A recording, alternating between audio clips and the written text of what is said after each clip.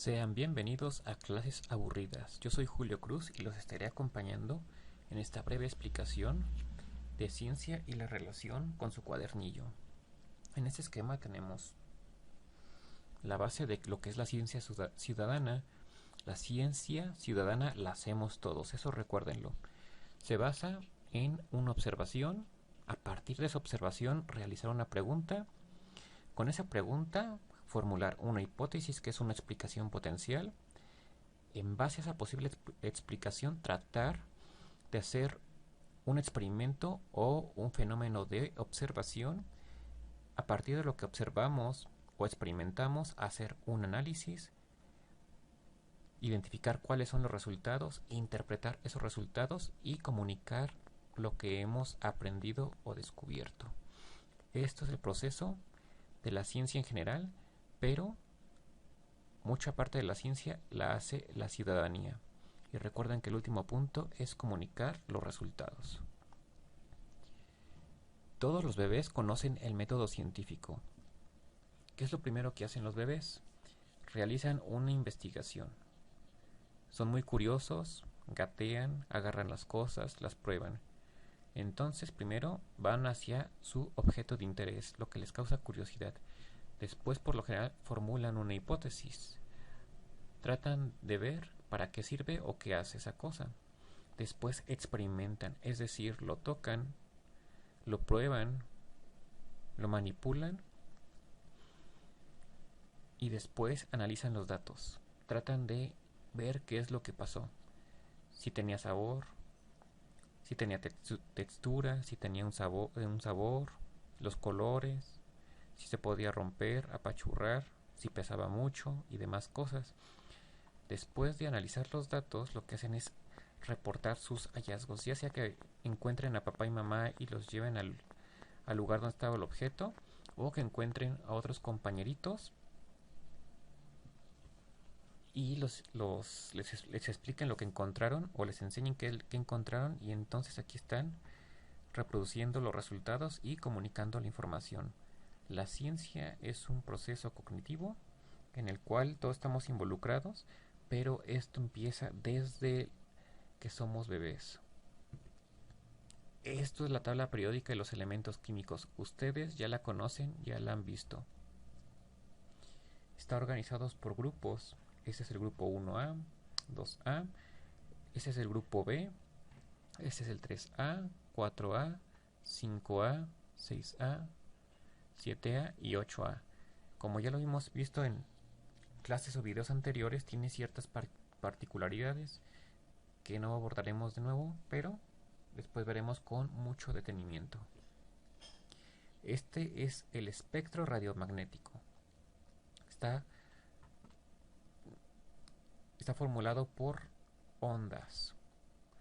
Y entonces tenemos la frecuencia de las ondas, que alrededor de los 300 MHz tenemos lo que se encuentra como ondas de radio, ondas de telecomunicación y ondas de microondas. Esas son ondas de baja frecuencia.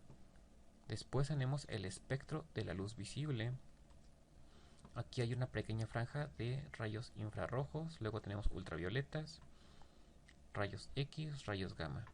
Los ultravioleta, rayos X, rayos gamma son de alta frecuencia y es radiación ionizante, es decir, va a ionizar alguno de los átomos. Esto es muy peligroso para nosotros, por lo cual debemos de evitarlo. El espectro electromagnético o las longitudes de onda que más conocemos, con las que más experimentamos, son estas. Son las que están asociadas al espectro de luz visible. Seguramente ustedes han salido a mediodía, donde está intensamente el sol, y ustedes por respuesta dicen: hace calor, vamos a resguardarnos, hay mucha luz, nos podemos quemar. Pero ¿qué pasa cuando está nublado y ustedes salen? Ustedes se confían porque dicen: los rayos de luz no nos atacan, está nublado, la nube nos protege. Pero resulta que las nubes dejan pasar los rayos infrarrojos y los rayos infrarrojos producen calor. Y también deja pasar los rayos ultravioleta, los cuales generan lesiones en la piel porque hace algunas deformaciones, principalmente a nivel de ADN. Cuando estamos confiados debajo de La nube, cuando está nublado, lo que nos pasa es que está pasando radiación infrarroja y ultravioleta, y la radiación infrarroja genera calor y la radiación ultravioleta genera daños en la piel. Por eso es bien importante cuidarnos cuando estamos a la intemperie.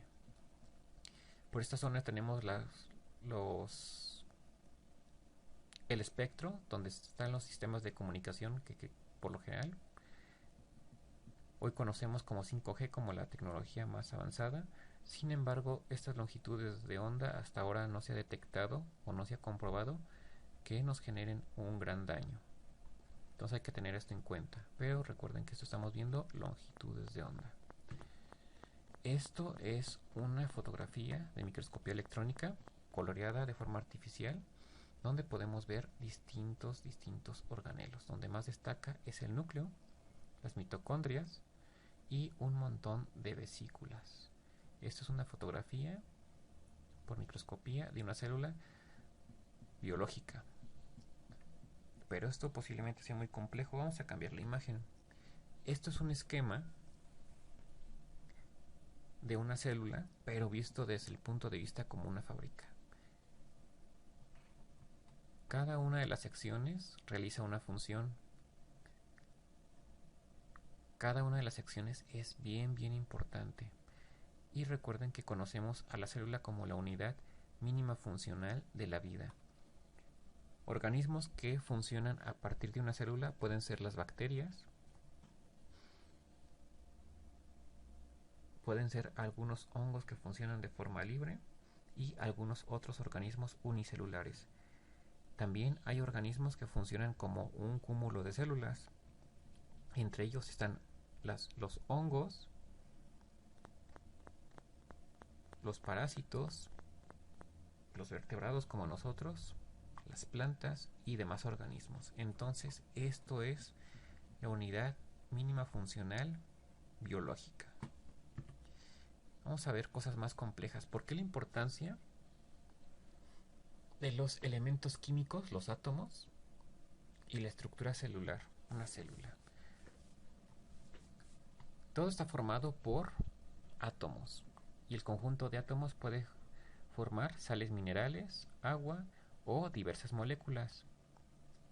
Para este caso, estas moléculas, las sales minerales y el agua, son inorgánicas, pero hay sistemas más complejos, como hemos visto en clases pasadas. Tenemos los sistemas complejos que están constituidos por carbono, hidrógeno, nitrógeno, fósforo y azufre.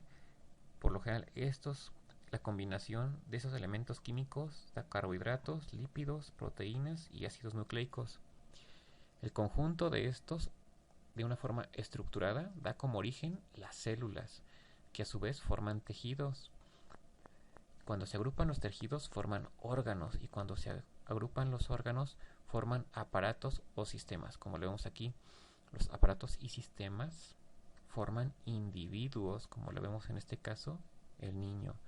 Entonces es bien importante conocer a los átomos, su función, su estructura y cómo se van haciendo los enlaces de las moléculas para poder tener un arreglo así de complejo. Vamos con la siguiente diapositiva.